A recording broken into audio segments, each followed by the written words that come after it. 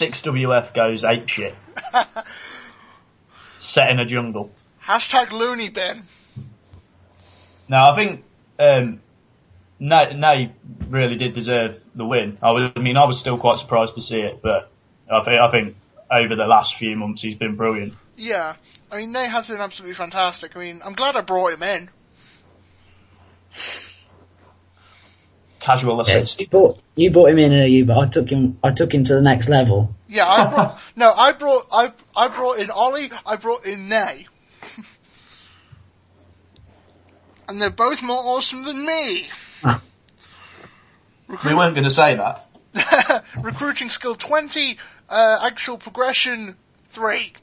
Come on, you're at least a 5. Thanks. Anyway, then hopefully we're on the final match. No, we're not. We are doing the Fatal 4-Way with Keith Leone. Oh, Crime Lord Kincaid first. Oh, I knew I'd missed someone. It's alright, man. Oh, somebody shoot me. This is quality entertainment. Guess the card. Guess the card, the side's back up, and I can look at the card, and I'm not bothering. Why?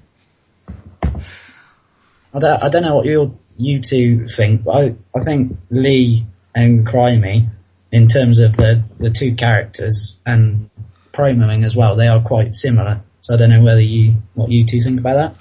Well, I think that I'm going to think Kincaid is the next crime lord, but with just a more sadistic edge. Yeah, because go on, Sainty. Yeah, Kincaid reminds me of like an earlier crime lord, I think, in again like the edginess and the sort of there's like no limits to what he'll do, sort of thing. I think that as a character, Crime Lord, he's not mellow, but he's become a bit more calculated in the way he goes after things, whereas Logan's still got the element blazing. He could go batshit crazy at any point, like most other people in the Fed. Yeah. Pretty much. We are in the process of building an asylum at the minute. And the lunatics are running it, me and Veer. Well, you're not lunatics. Trust me, there are worse people that could be running it. Yeah, Sainty for a start. Me as well.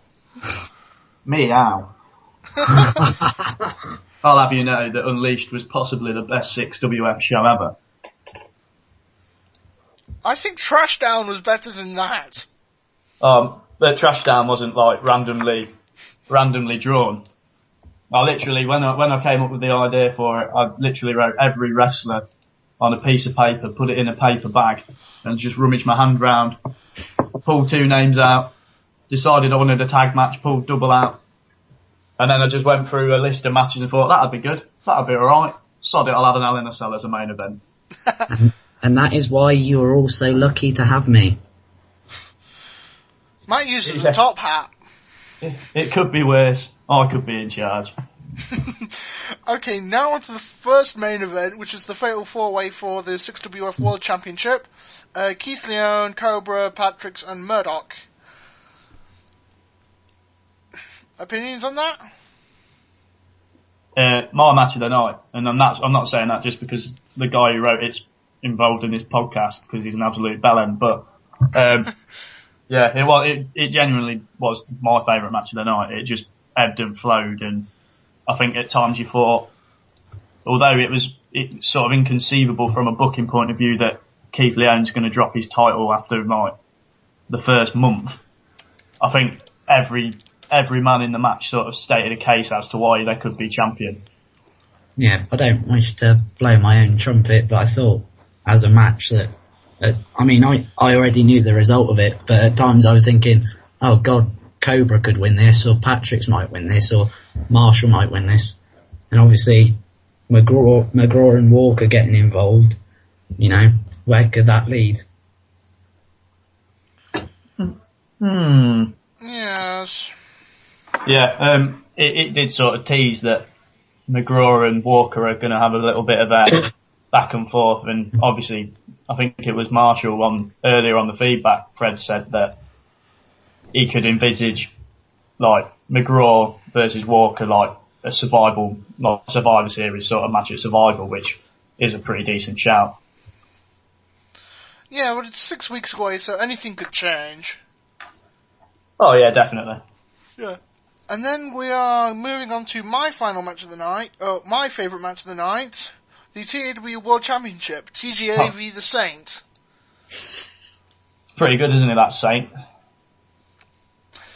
For the man who did not pick his own match as his match of the night, gentlemen and lady. I'm modest. But to be fair, Twist wrote it and he did a blinding job of it. Yeah. I mean, it's not often that you read your own match, like your own sort of world title match, and you're happy that you lost, because I think the ending, reading that ending, it just had me looking at it and licking my lips, like thinking, oh, what can I do with this? So, obviously, I'm not world champion. I'm pretty bummed about that, but I think the Saint's not going to suffer as a result.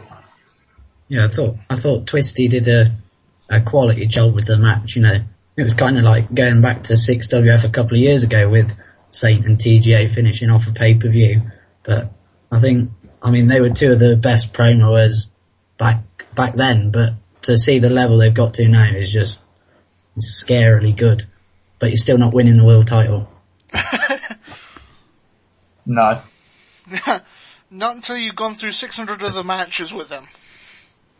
No, I mean, it's sort of been teased that the Saints are on the cusp of it for a while now. Like, obviously, it's probably started from the run-up to Born in Fire. And every pay-per-view, I think, oh, I might be in with a chance here. You read the match and you just think, for God's sake. Trust me, it was like that when I heard the Gold Rush tournament and I saw the draw. It was just a case of Cassius first round, you second round, and then I ended up losing to Marky in the quarterfinals. Keep everyone on their toes. That's what me and Beard do best. Yeah. Plus, you beat me by a fluke. Just throwing that out there. That's right. I am quite a modest guy. Yeah. Nearly as modest as me. Yeah, I mean, it's 6 weeks till next pay-per-view Survival. Obviously, Matt, you can't say anything if you know anything, but you can lie, obviously. But where do you see the main players going? I mean, take. Go on, let's take the. This week we've got the main event, which is a triple threat match for the number one contender spot. Who do you think's going to win it? I mean, I look at it, and again, like I said with the match at the Trail, it's each sort of man stated a case for winning it, but I've just got a feeling it might be Murdoch, because he's being backed by McGraw, and Marshall's been promoing excellently since his return, so I think it's all sort of building to Murdoch versus Leone, but at the same time, you just never know. Obviously, I can't tell you who wins because I know that, but feasibly, I think all three of them have a very big case for winning. Obviously, Patrick's has been in level 1 of the promo tree for quite a while, and then Marshall has picked his game up ridiculously well. I mean, it's obviously done him the world of good getting rid of that hanger-on known as Clark James off his back. And then we all know what Cobra can do with his promos, because if there's a world of e-fedding, as it were, he is one of the big names of e-feds across the world or whatever. He's out of this world good. He's in his own little world. It's called the Moon. Yeah.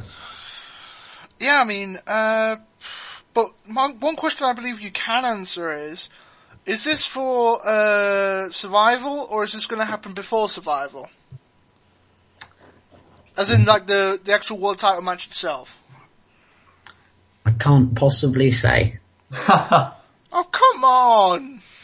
No, genuinely, if I could say categorically that this match is going to be at Survival, I would say it. But don't know yet, because obviously 6-week build-up is a long time, so you've got to keep things fresh. So who knows, we might put it in the middle of the month just to, give one of the lockdowns a really big like mini pay-per-view feel. So in that case, you've got about as much creative done as TNA booking. Oh, I know where it's going. I'm just trying to, throw a few different paths out there for you. So they have creative chats, but secretly they're just like they're just playing like Monopoly online or Scrabble or something.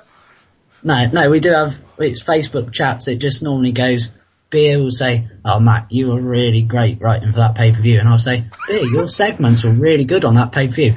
We're worse than what I thought." Oh dear me. That's exactly how I imagined it. It's just an ass-kissing contest. Where's the smiley when you need it? Where's the bumming smiley when you need it anywhere? The question is, who receives? Again, wouldn't you like to know? They swap positions. No, Beer will never be the top man. Grab the cube, we're going hunting. Okay, since now we've done 60 off business, let's have a look at a couple of questions were submitted to us earlier in the day. If I can have a look at the archives. Where is it? Okay, I think both of you can answer this since you're both experienced. When it doesn't auto-refresh, one feud that will never work. I'll let Matt take that one first. Okay, including anyone from the past as well, I presume? Yeah, go for it. I think one feud that would never work properly would probably be Crime Lord versus Nemesis. I think both characters are a bit too big of a monster heel to realistically. Obviously, I don't think one of them could play the face either, which would be a nightmare booking wise. Nemesis was a face for a while, but it just didn't do it for me. I remember it quite well. Like it was Nemesis versus River Ace or something, and if anything, it should have been the other way around. Because back in the day when bread was bread and butter was butter, when I was feuding with Nemesis and like the same was a massive face and Nemesis was the monster heel, he was just in his own league, and you could never sort of conceive the idea that he'd turn into a face, and then it just sort of all went downhill from there for him. Here's one thing I want to try though at some point in my reign is try somehow to give Crime Lord a face turn, because I think the way he's so experienced now, I think he could perform like a Undertaker-esque sort of face, like the sort of bloke you'd wheel out at Born in Fire for a match 5 years down the line or something. Oh, you mean Biker Taker? Yeah, I think he could pull that sort of the face role that Taker does, which is of the returning, you get the shock value when he comes back. I think Crime Lord could do that, probably. That's if he ever leaves. He's like part of the woodwork. Yeah. Yeah, I mean, it's like taking away a beam and just putting a load of stakes in it. Yeah. His commitment to the Fed is just unbelievable, and the way he constantly churns out promos of the highest standard. I mean, his world title reign's probably the best one I've seen during my time as commissioner. Obviously, it wasn't as good as when I won the TAW title, but brush that over. I've got a question for you, actually, Matt. Wasn't it me who took it off you? I don't remember that. Oh, of course you wouldn't. I'll have to send you it later. Let me look. I think it'd still be in the records, wouldn't it? Or is it old TAW? Oh no, it would definitely be there. It was a time attack match at Let It Rock, maybe. Yeah, you did. You beat me at Let It Rock. No, I held it. I was 6 WFs like ultimate transitional champion, because the next